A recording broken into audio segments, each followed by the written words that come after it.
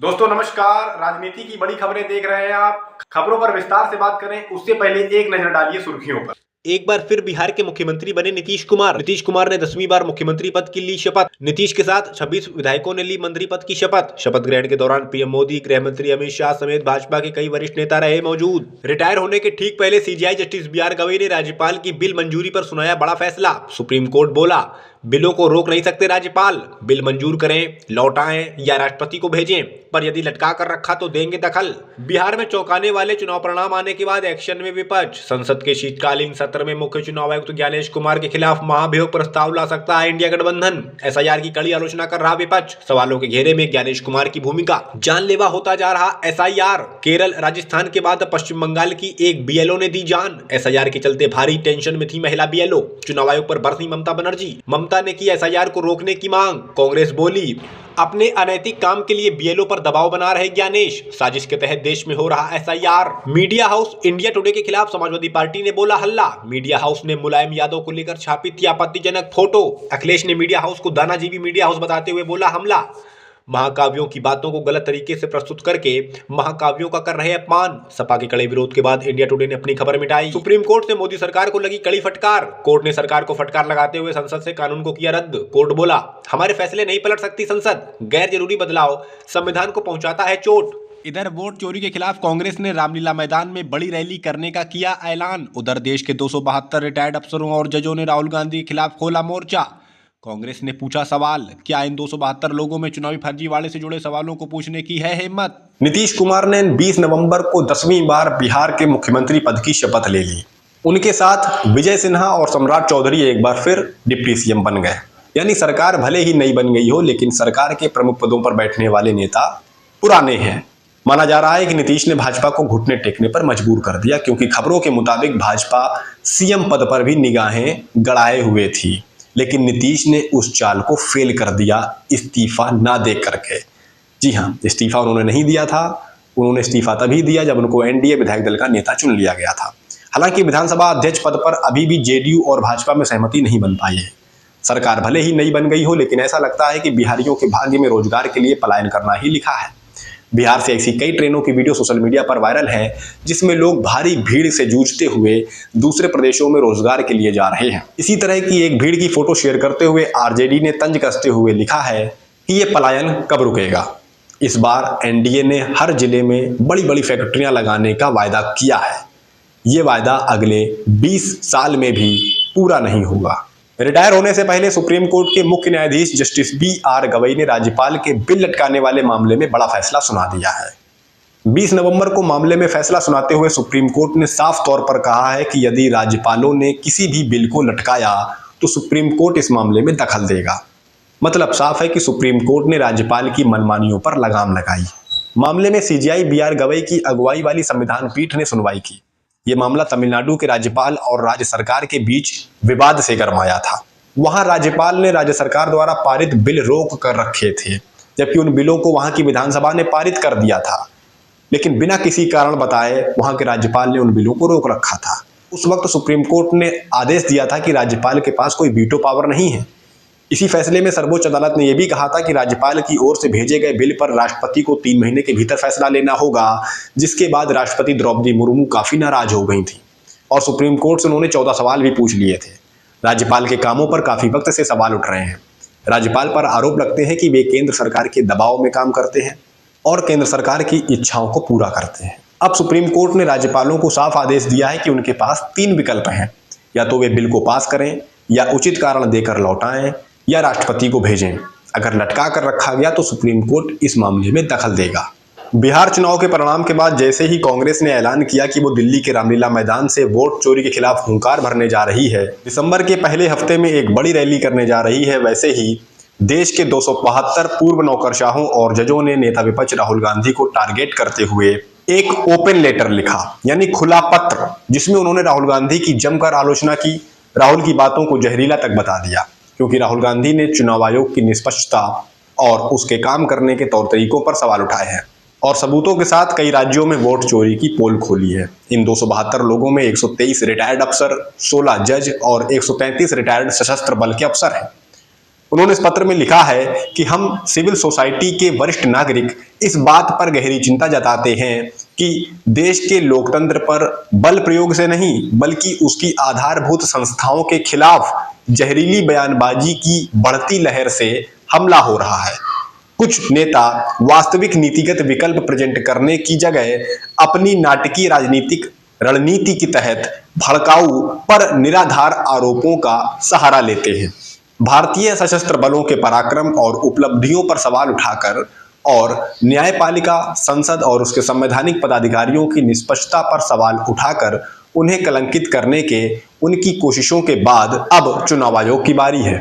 चुनाव आयोग की ईमानदारी और प्रतिष्ठा पर व्यवस्थित और षड्यंत्रकारी हमले हो रहे हैं।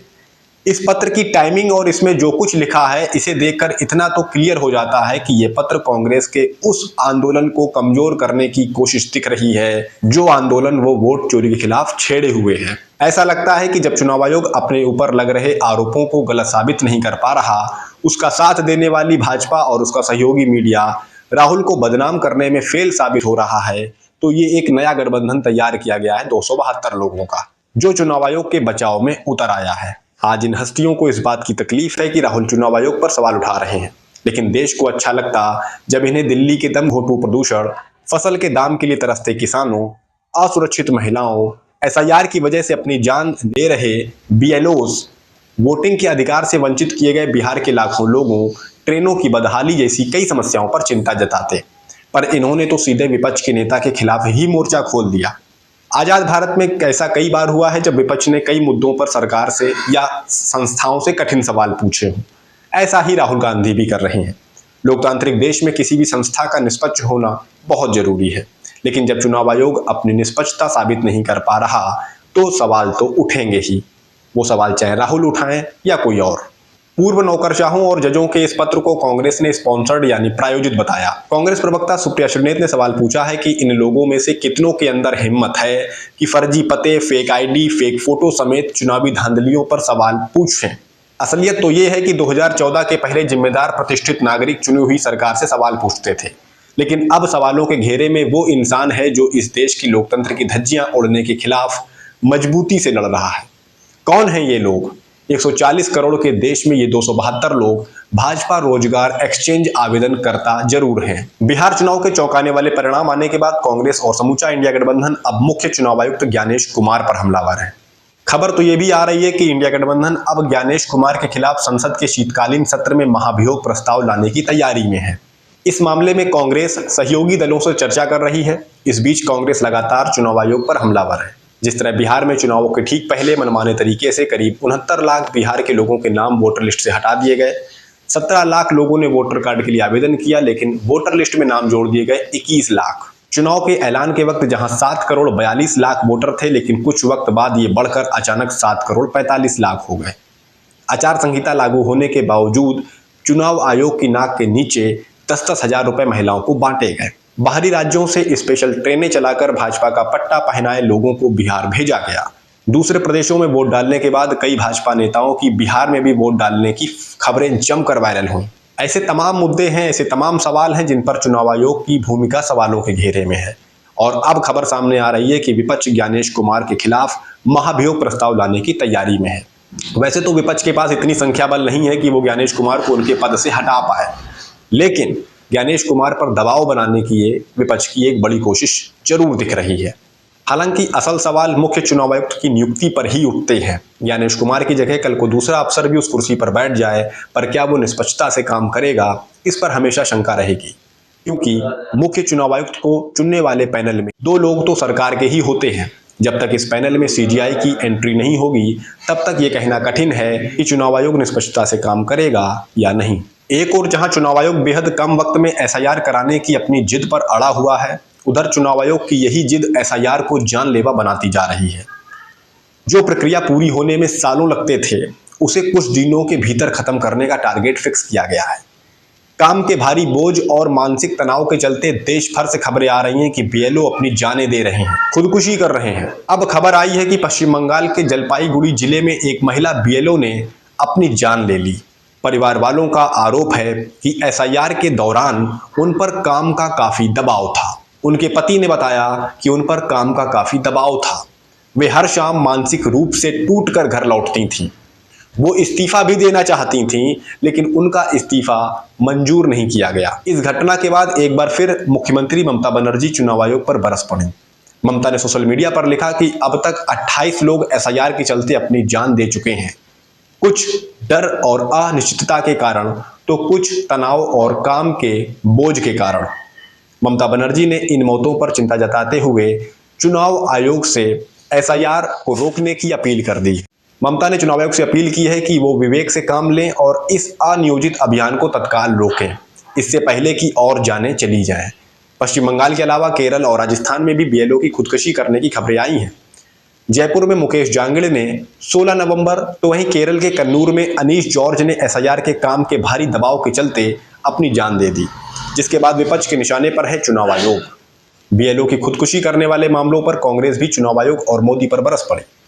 कांग्रेस ने सोशल मीडिया पर लिखा कि चुनाव आयोग और मोदी साजिश के तहत पूरे देश में एसआईआर कराने में लगे हुए हैं।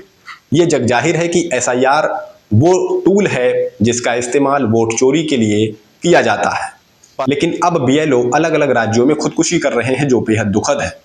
ज्ञानेश कुमार अपने अनैतिक काम के लिए बीएलओ पर दबाव बनवा रहे हैं, जो सरासर गलत है।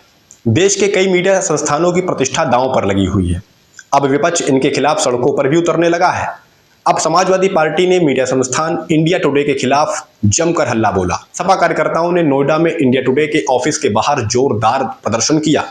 दरअसल इंडिया टुडे ने हाल ही में सपा के संस्थापक मुलायम सिंह यादव और उनके परिवार का एक आपत्तिजनक फोटो पब्लिश किया था और ये बताने की कोशिश की गई थी कि महाभारत में गांधारी ने भगवान कृष्ण को श्राप दिया था कि यदुवंशी आपसी लड़ाई के चलते नष्ट हो जाएंगे।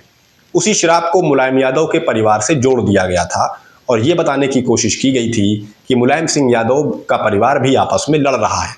इंडिया टुडे की इस स्टोरी के खिलाफ सपा कार्यकर्ताओं ने लखनऊ से नोएडा तक जोरदार विरोध प्रदर्शन किया।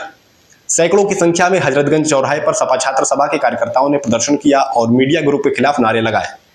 खबर है कि अब समाजवादी पार्टी ने इंडिया टुडे का बहिष्कार भी कर दिया है। सपा मुखिया अखिलेश यादव ने सोशल मीडिया पर इंडिया टुडे पर जमकर हमला बोला। उन्होंने लिखा कि कुछ मीडिया हाउस हमारे महाकाव्यों की बातों को गलत तरीके से प्रेजेंट करके उनका अपमान कर रहे हैं। ये राजनीतिक दानाजीवी मीडिया हाउस बार बार परिवारवाद के नाम पर जो एजेंडा चला रहे हैं, क्या वो ये नहीं जानते कि हमारे दोनों महाकाव्यों के पीछे की सांकेतिक महाकथा का आधार परिवार रहा है। सच तो ये है कि ये मीडिया हाउस जिन स्वार्थी लोगों के लिए काम कर रहे हैं वो खुद परिवार को महत्व नहीं देते। अगर परिवार इतना ही बुरा है तो भाजपाई और उनके संगी साथी दानाजीवी मीडिया हाउस घोषित कर दें कि वो आज ही उन सभी लोगों को अपनी पार्टी और संगठन से निकाल देंगे जिनका कोई सदस्य राजनीति में रहा है। जिनके भी परिवार हैं उनसे वोट नहीं लेंगे। सरकार ये नियम बना दे कि अफसर का बेटा या बेटी अफसर नहीं बनेगा, डॉक्टर के बेटा डॉक्टर नहीं बनेगा। सच्चाई ये है कि भाजपा ये चाहती है कि परिवार तोड़ दिए जाएं, लोगों को अकेला कर दिया जाए, फिर उनको डराकर उनका शोषण किया जाए, लोग कई समस्याओं पर इकट्ठे ना हो पाएं और आवाज ना उठा पाएं। अखिलेश ने यह भी लिखा कि इन मीडिया हाउस और उनके पोस्टों के अंदर इतनी नैतिकता तो होनी चाहिए कि जो लोग अब इस दुनिया में नहीं हैं उनको सम्मान के साथ प्रदर्शित करें। सम्मान नहीं कर सकते तो उनका अपमान भी ना करें। अब पीडीए नहीं सहेगा, खुलकर कहेगा। वहीं सपा के जोरदार विरोध के बाद इंडिया टुडे ने अपनी स्टोरी को डिलीट कर दिया। इधर मोदी सरकार वोट चोरी जैसे गंभीर आरोप से घिरी हुई है, उधर बुधवार को सरकार को सुप्रीम कोर्ट से भी करारा झटका लगा। सुप्रीम कोर्ट ने केंद्र सरकार को फटकार लगाते हुए मोदी सरकार द्वारा पारित किए गए एक कानून की सभी मुख्य धाराओं को रद्द कर दिया। कोर्ट ने कहा कि संसद हमारे फैसले नहीं पलट सकती है, गैर जरूरी बदलाव संविधान पर चोट पहुंचाता है। दरअसल ये पूरा ही मामला 2020 का है, जब नवंबर 2020 में सुप्रीम कोर्ट ने ट्रिब्यूनल के अध्यक्ष और सदस्यों का कार्यकाल 5 साल तक कर दिया था। सरकार 2021 में संसद में एक नया कानून ले आई और इन ट्रिब्यूनल के सदस्यों का कार्यकाल घटाकर 4 साल कर दिया। संसद में इसका कानून भी पारित कर दिया गया कि इनकम टैक्स या कस्टम जैसे मामलों को निपटाने वाले ट्रिब्यूनल, यानी एक तरह की अदालत जो होती हैं, उसमें सदस्यों की नियुक्ति में सरकार का दखल बढ़ाया गया। यानी सुप्रीम कोर्ट जो आदेश लेकर आई थी, सरकार ने उस आदेश को पलटते हुए ट्रिब्यूनल में नए प्रावधान जोड़ दिए। उसी पर सुप्रीम कोर्ट ने सरकार को फटकार लगाई।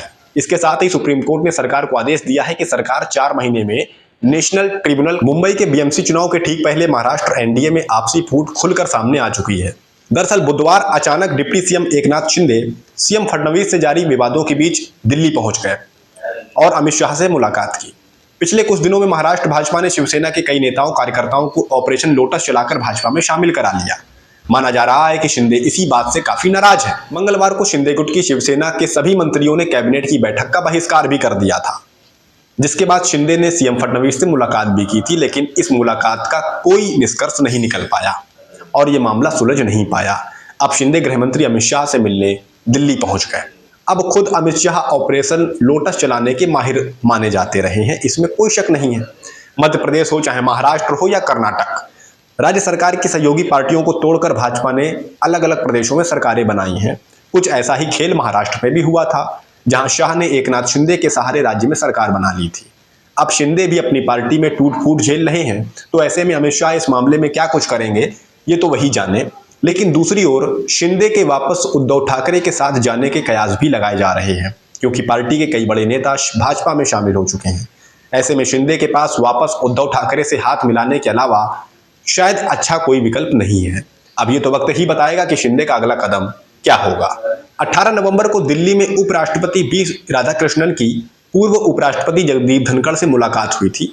ये औपचारिक मुलाकात थी, पहली बार उपराष्ट्रपति ने धनखड़ से मुलाकात की।